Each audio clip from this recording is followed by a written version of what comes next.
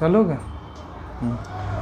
तो अभी शुरू में सीखे थे आप लोग ना, हार्डवेयर क्या है, सॉफ्टवेयर क्या है, बताया था मैंने स्टार्टिंग में, हाँ, कि basically computer consist of hardware and software.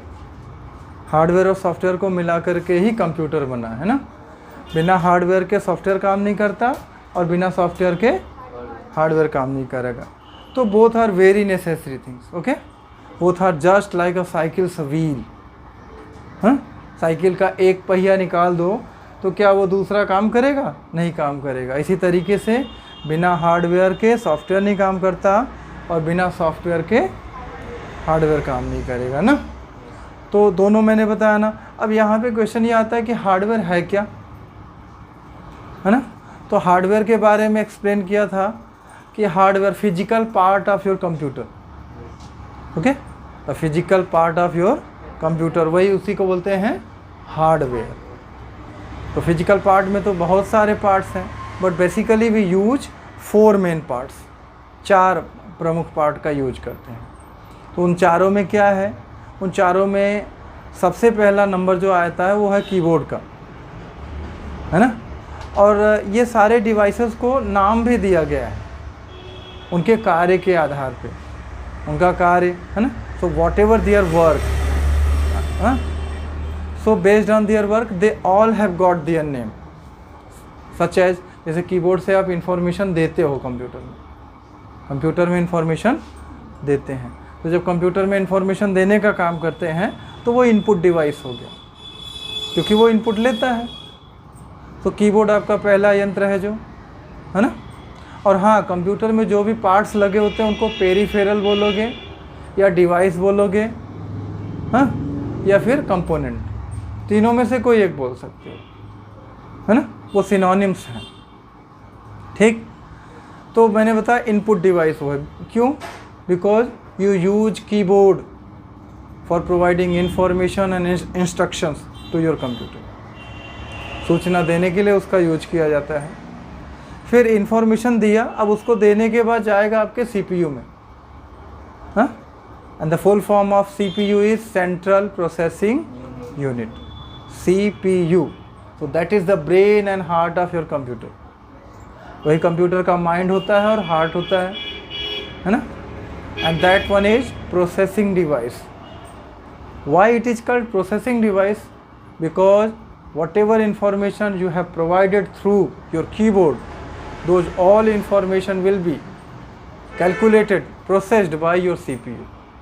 So that's why it is processing device। कि जो भी सूचना दोगे वो सारी सूचना को कंप्यूटर जो है प्रोसेस करेगा, हाँ, एनालाइज करेगा, इसलिए वो प्रोसेसिंग डिवाइस। और सोचने विचारने का भी काम करता है, इसलिए उसको बोला गया क्या? उसका माइंड और हार्ट ना। And it has 2 part, I think I have told you that. First one ALU, arithmetic and logic unit, arithmetic and logic unit। So that unit will perform all the arithmetical and logical work, okay। क्योंकि computer logic पर ही काम करता है। अगर ऐसा हुआ तो ये होना चाहिए, नहीं हुआ तो ऐसा होना चाहिए, तो वो लॉजिक पे काम करता है। किस पे? लॉजिक पे। और सेकंड यूनिट क्या है? सेकंड यूनिट आपका है CU, उसको बोलते हैं कंट्रोल यूनिट। क्या बोलते हैं? तो कंट्रोल यूनिट का क्या कार्य है? It acts like a manager. जैसे मैनेजर का काम क्या होता है? सारे चीज़ का अरेंजमेंट करना, है ना। यहाँ ये चीज़ नहीं है। So both are very necessary part of your CPU, ALU and CU। और होने को एक तीसरा भी हो, MU, memory unit. So that will store all matter, all information in your computer, okay. And there are 2 types of memory used in your system. First one is primary and another is secondary। For example, primary memory, RAM, random access memory, it will store your matter only when your computer is on, turned on, okay। इसमें matter तब तक रहेगा जब तक computer on रहेगा, उसको बोलते हैं RAM, random access memory। and this memory is costly, ये महंगा होता है। आप 2 GB का रैम खरीदने जाओगे महंगा मिलेगा, और अगर आप 500 GB का हार्ड डिस्क खरीदने जाओगे सस्ता मिलेगा, है ना। तो सेकेंडरी मेमोरी की अपेक्षा प्राइमरी मेमोरी का दाम ज़्यादा रहता है, ठीक है। तो 2 तरह की मेमोरी बताया मैंने, प्राइमरी और एक सेकेंडरी, है ना।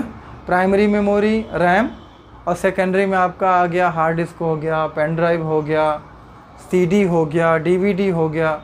तो ये सभी क्या हो गए, सेकेंडरी स्टोरेज डिवाइस ना। स्टोरेज डिवाइस ज़रूरी है, अगर स्टोरेज डिवाइस नहीं आप यूज करोगे तो आप मैटर रखोगे कहाँ पे। So for storing purpose we use storage device, understood, clear.